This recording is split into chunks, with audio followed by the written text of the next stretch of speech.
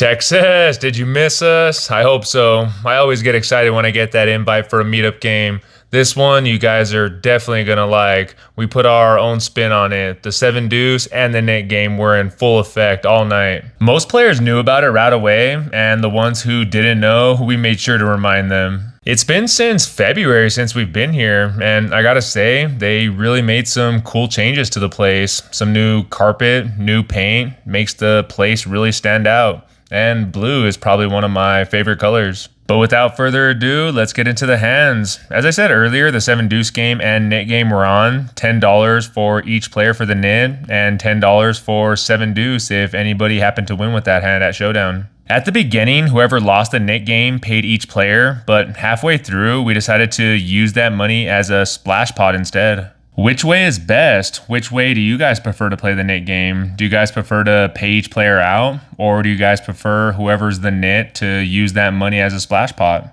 So which one are you? Are you team payout or are you team splash pot? Let me know down below in the comments. It's a scheduled 2-5 game, but under the gun or on the button, you're allowed to straddle to any amount. So really, sky's the limit to what stakes we're about to play.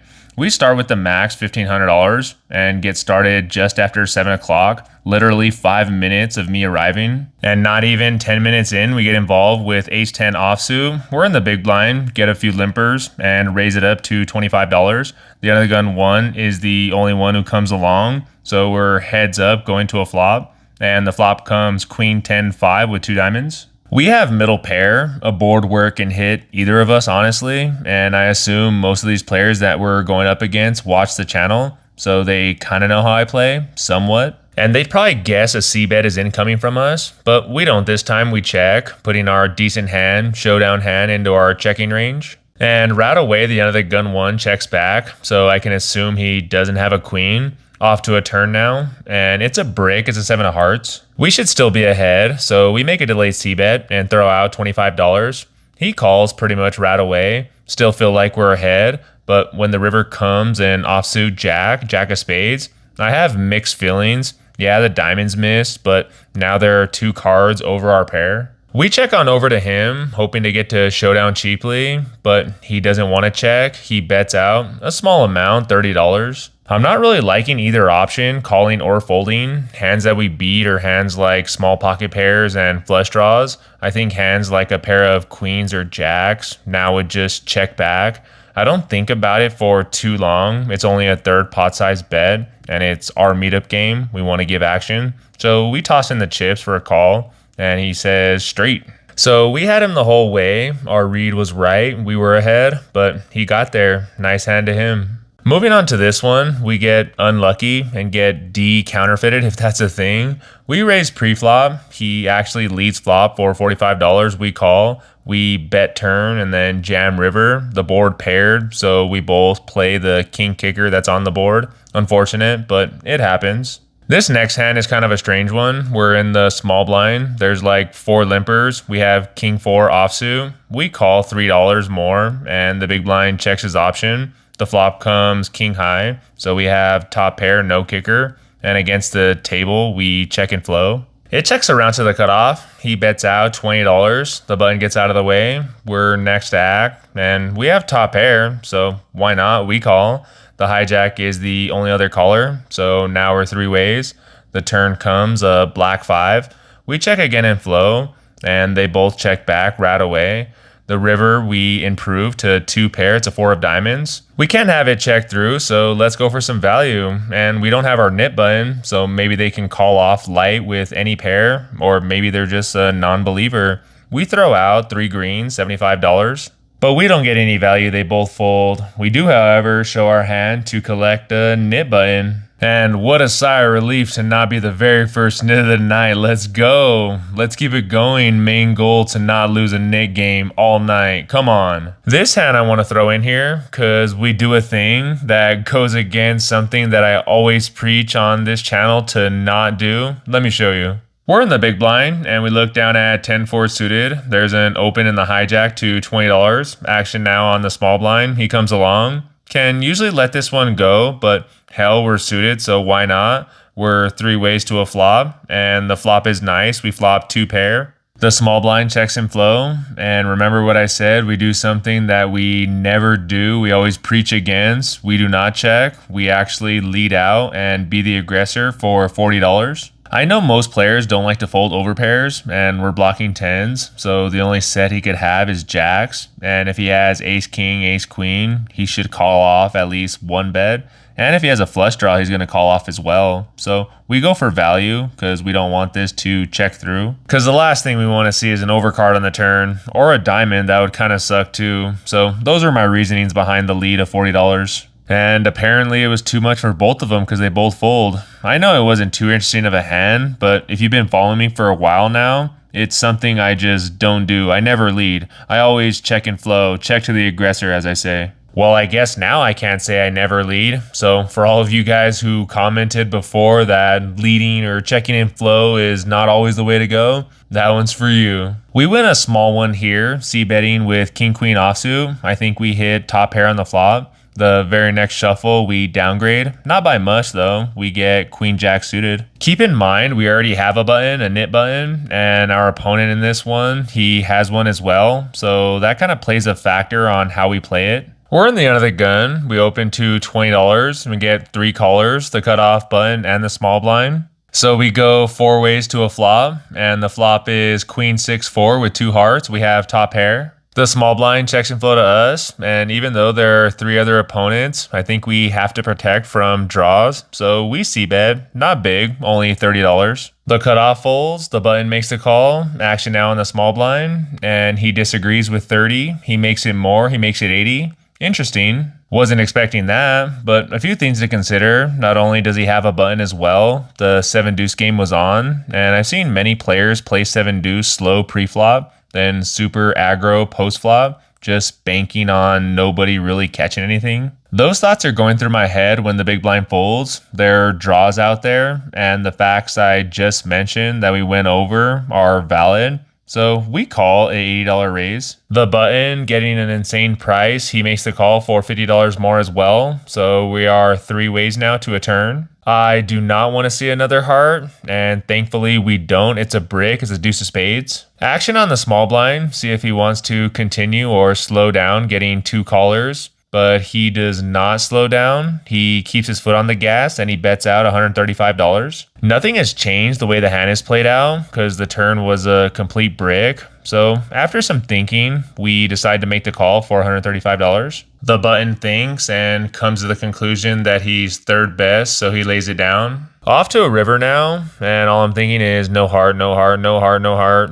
And it's not a heart, but it's probably one of the worst cards in the deck. It's a 10 of diamonds. One hand I was thinking he could potentially have is queen 10, but now we don't even beat that. So when he checks to us, I'm more than happy getting this hand to showdown. I flipped my hand over thinking he was just giving up, waving the white flag with a bluff, but he wasn't. He had king queen off. So one of those hands where everything made sense, and perhaps the river saved us money, because if it was a brick, a non-heart might have had to pay off a few $100 river bet. So could have been worse, but we lose most of our profit thus far. Now back to square one. If you guys haven't already noticed a new card protector, what do you guys think of it? I was going to give some of these away, so if you want one, smash that like button, and I'll figure out a way, a drawing or something, to pick some subscribers to show my appreciation. Back to the video. This next one, we try and get cute with 10-7 offsuit. The NIT game just ended, so that player, instead of paying everyone $10, they put that in the middle as a splash pot. So the hand starts out normal, only difference is there's an extra $80 in the middle to fight for. I told myself going into it, I'm fighting for this money regardless of the hand that we have. Maybe the wrong mindset to have, but that's what I was telling myself. We raise it up to $60 after a few limpers. The next act calls, and the button following, he 3-bets to 200, only leaving himself around 200 behind, so pot committing himself. It folds around to us, and maybe if we were deeper we consider calling, but no, we just let it go. And plus the cutoff is still left behind to act. But he folds as well. They decided to run it out just for fun, for shits and gigs, and the button would have flopped a set of jacks top set, so we dodged a bullet there. The next hand we're going to go over is probably the highlight of the night. It's a double board PLO bomb pot too. Who would have guessed it, right? Everyone puts in $5 in before the flop, and we're off to 2 boards. The top board is 10-6-4 with 2 spades, and the bottom board is Ace-6-5 with 2 spades. We are in the cutoff position with pocket nines, queen jack, single suited. We have some potential, nothing as of right now, but potential. Spades on both boards and backdoor straight. Everyone checks around to us. They seem disinterested, so we lead for pot $35, and we thin the field from 7-3. The turns come, the 5 of diamonds on top, and the 8 of clubs on the bottom. Zero, absolutely zero help, beyond zero help for us on both boards. They both check and flow to us, and for some reason, I just couldn't get myself to check. We bought it again for $140, hoping to just take it down right here, but the middle position player doesn't allow that. He calls. He's the only caller, so at least now we're heads up. So definitely needing help. Come on, at least 1 spade to have a fighting chance. But no, 2 more bricks. I'm like, what the heck? What do we do now? We can't win at showdown. I mean, we have blockers to straights. That's all I'm really telling myself. So when he checks to us, I again can't get myself to check, especially now. I figured since I've gone this far, I might as well just turn back. Keep right on going. That's how I felt since we've gone this far. I mean, live by the sword, die by the sword. The middle position had around pot left in his stack, so we put him to the ultimate test. We pot it north of $500. I think there's only $420 in the middle, but the dealer said 5 something, so I just threw out over $500. Again, I wasn't really thinking of the exact amount. I just heard 5, so I threw out money, hoping it looked like more than it actually was. The middle position stack was extremely close to that anyway, a little more, so basically an all-in river bet from us. I gotta be honest, looking back, this might be the dumbest bluff of all time, especially in a double board PLO bomb pot, but it's all up to our opponent now at this point. Because if he calls, we obviously lose it all, but if he folds, we potentially pull off one of the biggest, wildest bluffs of our lives. He doesn't snap call, which is awesome, so he doesn't have the nuts on either board, because if he had at least the nuts on one board, it's a no-brainer call from him. So now we wait. And wait we did. He tanks and tanks for nearly 4 minutes. And in poker time, in a bluffing situation, on the bluffing end of it, it feels like an eternity. He goes back and forth. He asks out loud, "Do you really have the last 10? He looks at me and I just stare blankly at the board. He takes another look at his cards and lays it down. Oh my God, I cannot believe he did that. The whole time he was tanking, I was thinking about what I was going to say or how I was going to say it. Like, you win, or you got it, or I bluffed, or I don't know, anything. Just, I was thinking of what I was going to say because I really thought he was going to call. I have to show the table this one. I'm like, I had 2 straights, guys, but just being funny, they all kind of look at the cards because it really looks like I have the cards that make up straights. They say a lot of things in Spanish, but mostly they tell the guy that I had nothing. One of the guys later on in the night brings up that hand again. He was like, bro, I've never seen a hand like that or a bluff like that before. I was like, I know, I was sweating a little. I told the guy I was surprised he folded because usually in those situations, unless you have absolutely nothing on one of the boards, you just call. I mean, in worst case scenario, you're chopping. But it worked out. We got it through. In the long run, not recommended to do something like that. So do not repeat. Do not copy. Just telling you guys the story of what happened. A little while passes after that madness of a hand, and we still don't have our NIT button, and there's only a few others that don't have one as well. So when we look down at King 7 suited in the hijack, we raise it to $20. The guy to our right, limp for $5. The cutoff cold calls our $20 raise, action on the button, and he decides to 3-bet, but small, only $60. With a caller in between, he should have made it more, but it's giving us a good price, so we come along, and so does the cutoff. So going 3 ways to a flop, and it's not bad. It's 9-5-3 with 2 diamonds. We check and flow, because that's what we do, and action checks all the way around, so a free turn. And the turn gives us our flush. Right away comes a jack of diamonds. The second nuts for us. We want to get some value. We don't want it to check through again. So we lead for $25. And I guess neither of them had anything because they folded. But we collect another NIT button. So heck yes, don't have to pay it off. And up until this point, we haven't had to pay the NIT tax once, but I believe the next one, or maybe the one after that, I'm not sure. It was between me and this one guy to earn a button, and he asked if I wanted to split it because he was about to leave. I was like, sure, let's just do that so we can start a brand new one. So technically we didn't lose the NIT game, but kinda, sorta we did. I don't know. I was happy about it, playing hands and giving action at our meetup game. Speaking of giving action, maybe too much, this next hand we look down at pocket tens. It's four-handed at this point in the night. There's a $10 button straddle. We're in the cutoff. They all limp. We bump things up to $35. The button folds, the small blind calls, and the big blind decides, hell with it, he's all in. What?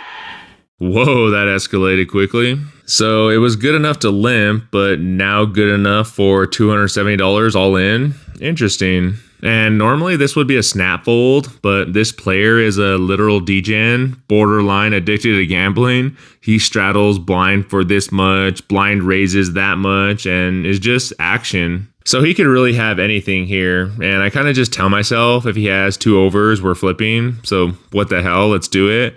He's action, it's good for the game, it's less than $300, so we make the call. He asks if I want to run it once or twice, and as usual, I don't care. He says twice, so two boards. Right away, he shows us the bad news. We need some help. I know we've been on the other end of this many times, so why not us? Come on, one time. But do not find any help on either board, so we double them up.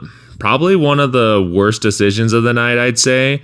But like I said, this guy was just super action, and it wasn't long before he lost it all. Some to us, most to the other two opponents. So it all works out in the end. I mean, you could only go all in blind so many times or straddle to $50 or $100 so many times before you just lose. Well, we're three-handed now. It's already past 1 in the morning, and the guy to our left already has his chips in the rack. Seems like it's the last hand vibes, if you will. We put on the $10 button straddle. The small blind is first to act, and he raises. He puts in a stack of reds. I asked him if he looked at his cards, since we kind of already got used to the other guy. He wasn't looking at his. He says, yeah, he looked. The big blind gets out of the way, and we look down at our cards, and we have a premium ace-king offsuit. And it's probably even better than a premium because we're only three-handed. I mean, even in an 8 or 9-handed game, ace-king offsuit is a premium. So ace-king offsuit, three-handed, it's probably like the nuts, right? He had a rack full of chips, so $500 total. And I'm like, all right, let's just do it. Let's get it in. He takes a few seconds and makes the call. Oh my God, last hand in a 4-figure pot that can make or break the night. And I don't even know if we're ahead. I'll just play the video for you guys so you can see what happened. Once or twice. Once or twice. What do you have? F. Oh, you're ahead. Well, once or twice, I'm asking. Twice. Oh my God. Put it in. God, Put it again. bro. Put it in front. Fuck. Oh my God. Come on. Please, Way. Please. Yes, Andresito. Yes. Twice? No ace or king, Andresito. No ace or Ace or king. king. Here it is. Oh, fuck. No 10, Oh, no we're 10. 10. All right, that was good. That was good. Wow, losing the first board got me a little nervous, not gonna lie. Ace King versus Queen Jack, probably the best case scenario for him because his cards were live. But we hit top 2 on the second board, and he couldn't find his 4-outer for Broadway, so no blood was shed. What a way to end the night, getting the heart going a little bit. We played for 6 hours, and we came out a winner. And not once did we lose the NIT game. But one thing I was disappointed about, or kind of sad about, that we didn't get 7 deuce, not once. It's one thing to get 7 deuce and not win the hand, but we didn't even get a chance to fight for it. We got like 7 this, 7 that, or 8 deuce, hands that were close, but just not 7 deuce. We paid out a few throughout the night, but the poker gods just never gave us that opportunity. But it wasn't bad. It was a good night overall. It was a win. Met a lot of new people. Great atmosphere here at BlueFelt. And I can't wait to come back. But that's it until next time, guys. I hope you guys enjoyed the hands. And as always, remember, I'm Matty Ice. This is Gaines Poker. Peace out.